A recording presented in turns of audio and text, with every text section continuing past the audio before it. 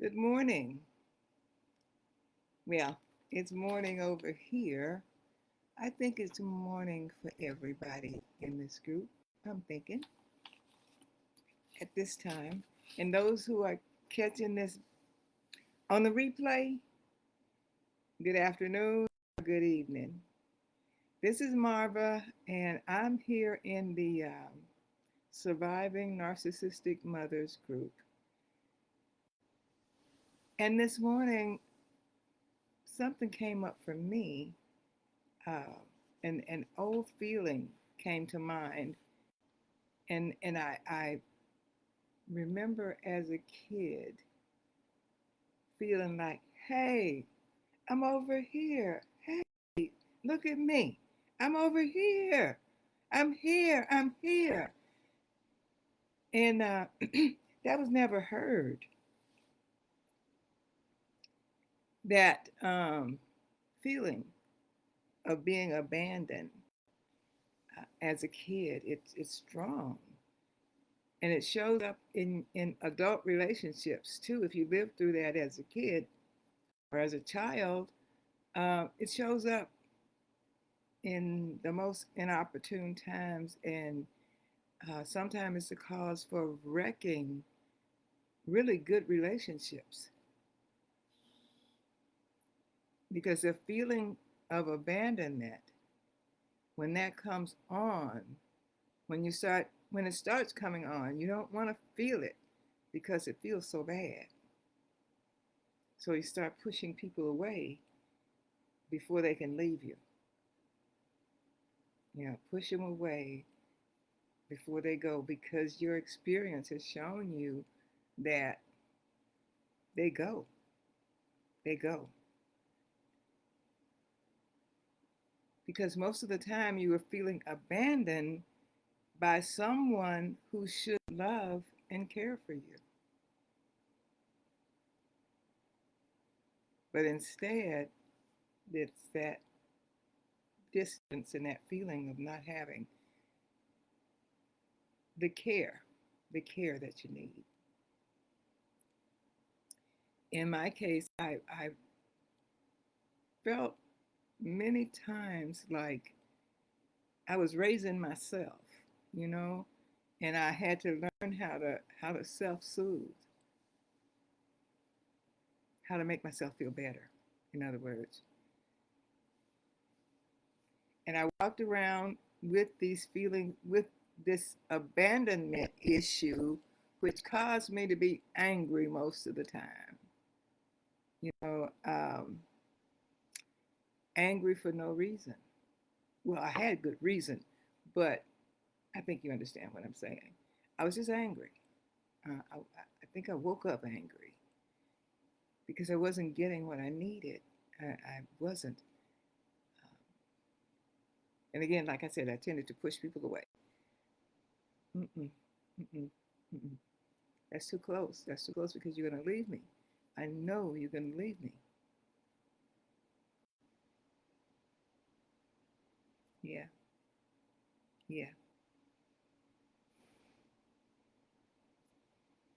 And to go right along with the feeling of abandonment, then there's a tendency to isolate. So it's a double whammy. You abandon and then you isolate. Abandon, isolate, which pushes people even farther. And over the years, nobody can get in. You know, the damage that someone else did to you is causing you not to have the life that you were born to have. It's just that simple. It is. It was not your fault. It was the things that you built inside of yourself to defend yourself or to protect yourself or to keep yourself safe. That you built fail safe mechanisms inside yourself to keep you safe. That feelings of anger, that was one of those mechanisms that you built to keep you safe. It was there to protect you. And many times we see that as a really bad thing, not a bad thing, because it's there to protect you. That's why you developed it, to protect you. The part that isolates is there to protect you, not a bad thing, because it's there to protect you.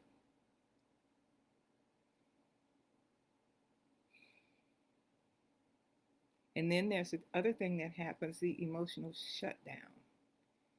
Just, I don't want to feel anything. I just want to be, I don't know what I want, what word I want to use here, but I don't want to feel anything. Just nothing. Build this thing around me so nothing can get in. So nothing gets in.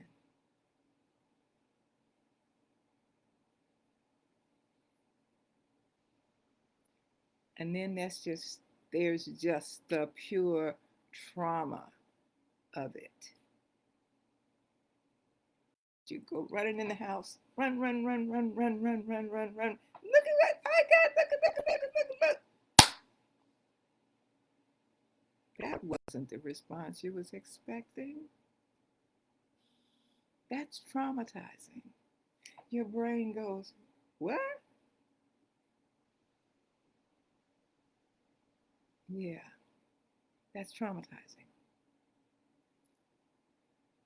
Many things that happen to us, we give cute little names to them in order to just live with it, you know. Uh, my grandmother had a friend, and this particular friend just got on my nerve. I was a kid. And I went to my grandmother one day. I said, Mama, how do you stand Miss Ida? And Mama just looked at me and said, Honey, that's just the way Ida is. And she was done with it. So that's sometimes what we do with the things that's happening in our lives with our mothers, is that we just kind of say, well, that's just how she is.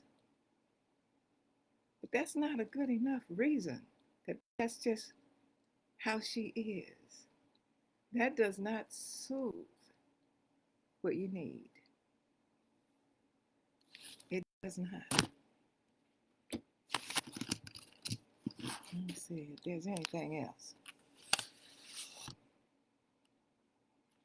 All your life, looking for that someone who doesn't leave you.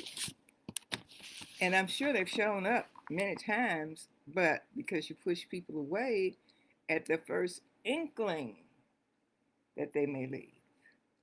Let me get away from them before I get hurt again. But, should I say but or should I say and? I'm here to tell you that it doesn't have to be that way. You doesn't look at that.